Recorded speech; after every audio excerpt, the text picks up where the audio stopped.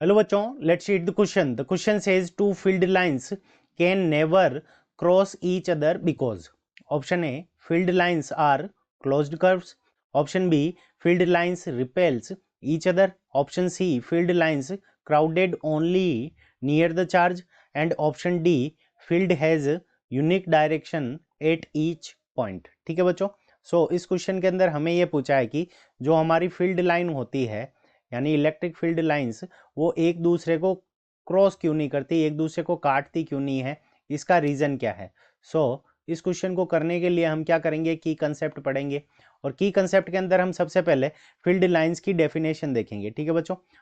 यहाँ पे हमारी फील्ड लाइंस की जो डेफिनेशन हो जाएगी, field lines field lines are field lines are the field lines are the curve field lines are the curves drawn field lines are the curve drawn in field lines are the curve drawn in the space. Field lines are the curves drawn in the space such that such that such that tangent such that tangent drawn such that tangent drawn at any point such that tangent drawn at any point on the field line such that tangent drawn on any point on the field line so the direction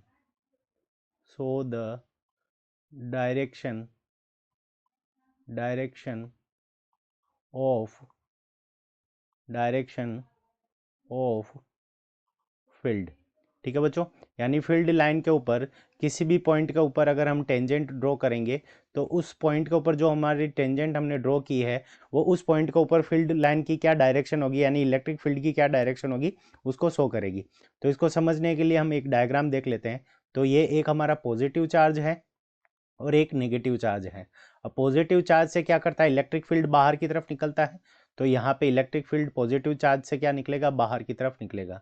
तो ये हमारा electric field बाहर की तरफ निकलने लग गया. यहाँ पे पॉजिटिव चार्ज से इलेक्ट्रिक फील्ड बाहर की तरफ और नेगेटिव चार्ज से जो इलेक्ट्रिक फील्ड होता है वो क्या होता है, अंदर की तरफ एंटर करता है. तो ये पॉजिटिव चार्ज हो गया, उसके कारण ये हमारा इलेक्ट्रिक फील्ड बाहर की तरफ निकल रहा है. और ये नेगेटिव चार्ज हो गया तो इसके अंदर इलेक्ट्रिक फील्ड क्या करेगा, एंटर करेगा. तो पॉजिटिव चार्ज से अवे और नेगेटिव चार्ज के टुवार्ड्स हमारा इलेक्ट्रिक फील्ड होता है. यहाँ पे हमारा ये हो गया इलेक्ट्रिक फील्ड लाइंस का डायग्राम हो गया. अब यहाँ पे इसके अंदर हम कहीं पे भी कोई पॉइंट कंसीडर कर लेते हैं. जैसे हमने यहाँ पे ए पॉइंट कंसीडर किया तो इस ए पॉइंट के ऊपर अगर हम टेंजेंट ड्रॉ करें तो यहाँ पे ये टेंजेंट इस डायरेक्शन के अंदर हो जाएगी. तो यहाँ पे ए पॉइंट के ऊपर इलेक्ट्रिक फील्ड की डायरेक्शन क्या हो जाएगी, अंदर की तरफ, इनसाइड. अब बी पॉइंट के ऊपर अगर हम यहाँ पे कोई बी पॉइंट कंसीडर करें और इसके ऊपर टेंजेंट ड्रॉ करें तो ई बी, यहाँ पे ये बी पॉइंट है तो बी पॉइंट के ऊपर जो टेंजेंट ड्रॉ करने के बाद में इलेक्ट्रिक फील्ड की डायरेक्शन हमारी क्या आएगी, तो ई बी की डायरेक्शन इस डायरेक्शन के अंदर हो जाएगी. तो एक ही पॉइंट के ऊपर दो डायरेक्शन के अंदर हमारा इलेक्ट्रिक फील्ड हो नहीं सकता क्योंकि फील्ड की जो डायरेक्शन होती है वो क्या होती है, यूनिक होती है. तो इस कारण ये एक दूसरे को क्रॉस नहीं कर सकती. ऑप्शन डी के अंदर क्या दे रखा है, field has unique direction at each point. Option D हमारा क्या है, करेक्ट आंसर है. अब बात करते हैं field lines are closed curve. तो मैग्नेट के लिए फील्ड लाइन क्लोज्ड कर्व होती है, इलेक्ट्रिक चार्ज के लिए क्लोज्ड कर्व्स नहीं होती. ऑप्शन ए हमारा क्या हो गया, incorrect.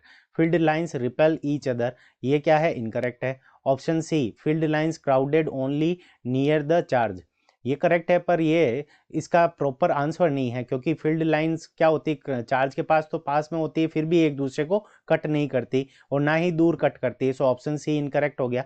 Option D, field has unique direction at each point, ये हमारे इस क्वेश्चन का करेक्ट आंसर है। I hope you understood it well. Best of luck. Thank you.